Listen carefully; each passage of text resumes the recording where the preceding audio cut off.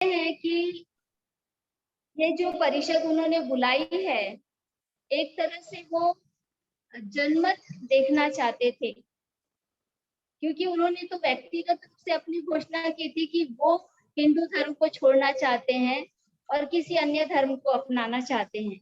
लेकिन जो अस्पृश्य समाज था, वो बहुत बड़ा समाज था और कई जातियों में बिखरा हुआ था। तो अन्य जातियों का, अस्पृश्य जातियों का इस बारे में क्या मत है, ये जानने के लिए, जनमत देखने के लिए उन्होंने ये परिषद बुलाई थी। हालांकि ये केवल महारों की ही परिषद थी, जो अछूतों में अन्य जातियां थी उनको नहीं बुलाया गया था। लेकिन बाबा साहब कहते हैं कि यदि वो धर्मांतर करना चाहते हैं तो कर सकते हैं, बुलाने या नहीं बुलाने से उतना फर्क नहीं पड़ता है।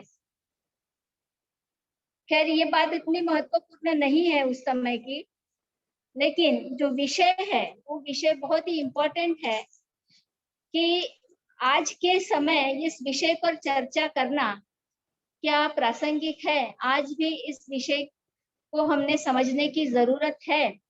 तो मुझे ऐसा लगता है कि आज जो मैं हालात देख रही हूँ पूरे भारत में, अनेक राज्यों में, अनेक गांवों में, अब भी जिस वजह से बाबा साहब ने धर्मांतरण की घोषणा की थी, वो वजह आज भी उपस्थित है। मतलब आज भी हमारे लोगों के साथ में, या हम कहेंगे अछूत जाति के लोगों के साथ में छुआछूत किया जाता है, उन्हें उत्पीड़ित किया जाता है, उन्हें प्रताड़ित किया जाता है, उन्हें मान सम्मान नहीं दिया जाता है। ये घटनाएं डेली अलग अलग जगहों पर, अलग अलग क्षेत्रों में हो रही है और इसकी कहीं सुनवाई भी नहीं होती है। हमें पता है ऊना कांड से हम लोग थोड़ा सा और जागरूक हो गए हैं। ऊना कांड जो हुआ था उसके बाद में और अनेक जगहों पर अछूतों के साथ में उत्पीड़न हुआ, जिसके लिए समय समय पर लोग जन आंदोलन को लेकर सड़क पर उतरे थे।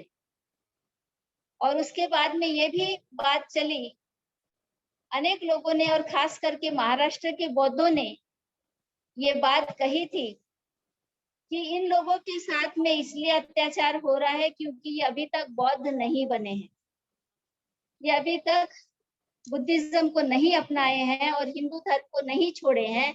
ये जब तक हिंदू धर्म में रहेंगे इनके साथ में ऐसा ही होता रहेगा। ये खास करके एक सुर बौद्ध लोगों की तरफ से आया था।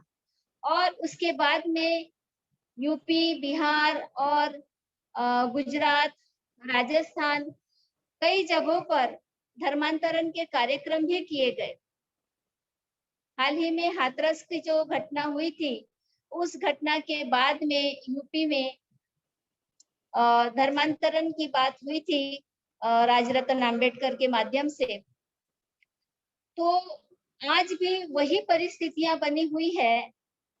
गांवों में छुआछूत होता है, जातिवाद होता है, उत्पीड़न होता है और न्याय भी नहीं मिलता है।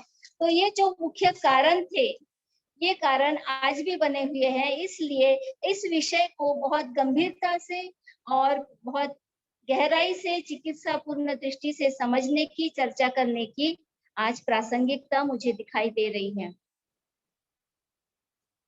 इसलिए ये जो भाषण उन्होंने 1936 में दिया था बाबा साहब ने, वो ये कहते हैं कि ये जो धर्मांतरण की घोषणा मैंने की है, इसके पीछे जो मैं आपका जनमत जानना चाहता हूँ, उसके पहले मैं आप लोगों को याद दिलाना चाहता हूँ कि आप लोगों के साथ में समाज व्यवस्था में या हिंदू धर्म में रहते हुए किस किस तरह का उत्पीड़न किया जाता है। कुछ लोगों ने उसको अनुभव किया या वो इसके भुक्तभोगी भी रहे। जैसे कि वे उदाहरण देते हैं कि अछूतों को सार्वजनिक जगह से पानी लेने के लिए मारा पीटा जाता था। या वो पैर में चप्पल पहने तो भी मारा पीटा जाता था, वो अच्छे कपड़े पहने तो भी बर्दाश्त नहीं किया जाता था, कोई घोड़ी पर सवार होकर चले तो भी बर्दाश्त नहीं किया जाता था। यानी अनेक ऐसे कारण थे और उन कारणों को बताते हुए बाबा साहब ये कहते हैं कि ऐसे कारण हैं कि विदेशी लोग अगर विदेशों में ये अगर बातें सुनी जाएगी तो उनको भी बड़ा आश्चर्य होगा कि किसी किसी के अपने पैर में चप्पल पहनने से किसी को क्या आपत्ति हो सकती है, किसी के घोड़े पर चढ़ने से किसी को क्या आपत्ति हो सकती है, अगर कोई अच्छा कपड़ा पहने तो किसी को क्या आपत्ति हो सकती है। और इसका मतलब ये निकालते हैं कि यह किसी व्यक्ति विशेष से शत्रुता नहीं है, बल्कि बाबा साहब इसे कहते हैं ये दर्जे और सम्मान की बात है। समाज में एक वर्ग दूसरे वर्ग के साथ में इस तरह की हरकत इसलिए करता है क्योंकि वो उस समाज को अपने बराबरी का सामाजिक दर्जा देना नहीं चाहता है। जब जब अछूत समाज के लोग सवर्णों के बराबरी में सामाजिक दर्जे को पाने की कोशिश करते हैं, तब तब सवर्णों को ये बर्दाश्त नहीं होता है और वो उनका उत्पीड़न करते हैं, ये दिखाने के लिए कि ये सब करने की तुम्हारी हैसियत नहीं है या तुम्हारी औकात नहीं है, क्योंकि तुम इस वर्ण व्यवस्था में, इस जाति व्यवस्था में निम्न दर्जा रखते हो। ये जो कंक्लूजन बाबा साहब ने निकाला ये बिल्कुल सटीक है और मैं इसको थोड़ा सा बुद्धा से भी जोड़ना चाहूंगी कि जिस जिस समय बुद्ध का काल था और बुद्ध ने जिस सामाजिक व्यवस्था में जन्म लिया था तो उन्होंने भी इसे वर्ग संघर्ष का ही नाम दिया था। उन्होंने कहा था कि एक वर्ग दूसरे वर्ग का शोषण करता है, उत्पीड़न करता है, क्योंकि उन दोनों वर्गों को समाज व्यवस्था ने भिन्न भिन्न दर्जा दिया हुआ है। इस भिन्न दर्जे को हम कहते हैं विषमतावाद, यानी एक वर्ग को उच्च स्तर और दूसरे वर्ग को निम्न स्तर। और जब जब निम्न स्तर के लोग ऊपर उठने की कोशिश करते हैं या सवर्ण वर्गों के बराबरी की बात करते हैं तो उनके साथ में उत्पीड़न होता है। वो लगातार सवर्ण वर्ग या उच्च वर्ग निम्न वर्ग को दबाकर रखना चाहता है। और ये जो सारे दो वर्गों का जो ये संघर्ष है, ये जहां से आया है उसे हिंदू धर्म कहा गया है। हिंदू धर्म में ही ऐसी ये सामाजिक व्यवस्था निर्माण की गई है।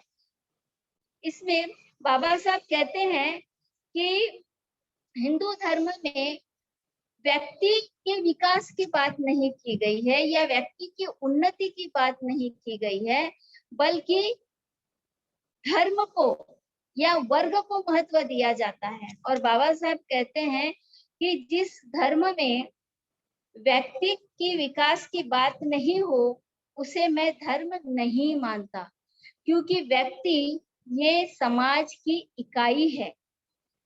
और वो उदाहरण देकर भी ऐसे समझाते हैं कि जैसे कोई पानी की बूंद अगर सागर में डाल दे तो वो पानी का अस्तित्व खत्म हो जाता है, किंतु व्यक्ति समाज की एक ऐसी इकाई है कि वो समाज से जुड़ने के बाद में भी अपना एक व्यक्तिगत अस्तित्व रखता है, वो स्वतंत्र होता है और उसे वो सारे नैसर्गिक या प्राकृतिक अधिकार प्राप्त है कि वो खुद के लिए जिए, खुद का विकास करे, खुद का कल्याण करे, खुद की उन्नति करे। ये हर व्यक्ति को स्वतंत्रता प्राकृतिक रूप से मिली हुई है, किंतु हिंदू धर्म इस बात को पूरी तरह से खारिज करता है। बाबा साहब कहते हैं कि सदियों से ये जो व्यवस्था चली आ रही है, इस व्यवस्था से बाहर निकलना उनको है, किंतु इस व्यवस्था से बाहर निकलना इतना आसान नहीं है। वो कहते हैं कि जगह जगह हमारी सभाएं हो रही है और उन सभाओं में इस विषय पर चर्चा हो रही है, तो ये बहुत बड़ा प्रश्न है कि हमने इस कार्य को किस तरह से करना चाहिए, और अब तक ये कार्य नहीं हो पाया है क्योंकि जिन लोगों को सदियों से दबाया गया उनमें वो सामर्थ्य नहीं था कि वो इस स्थिति से बाहर निकल सके। बाबा साहब कहते हैं जिसके पास सामर्थ्य होता है वही इस स्थिति को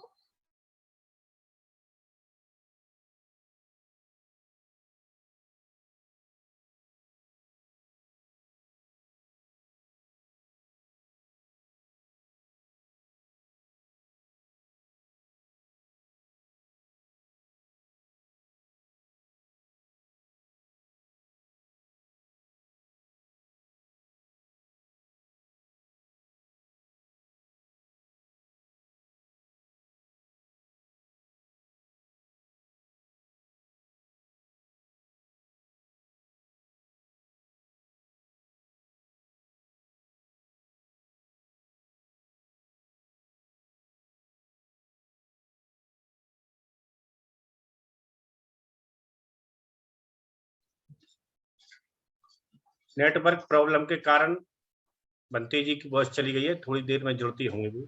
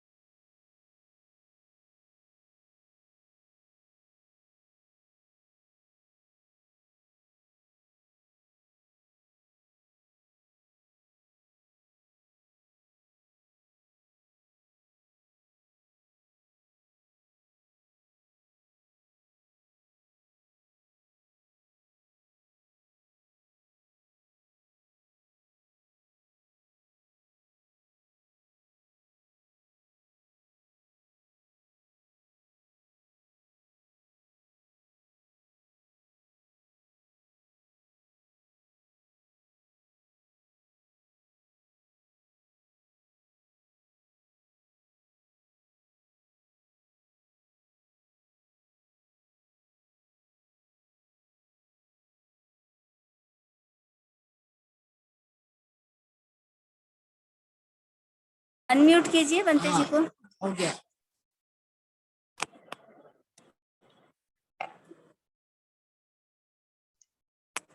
बंटी जी दोबारा हमारे साथ जुड़ चुके हैं, मैं आपसे अनुरोध करता हूं कंटिन्यू रखें। मुझे भी बड़ा अजीब लग रहा है। नेटवर्क प्रॉब्लम एक्चुअल में है।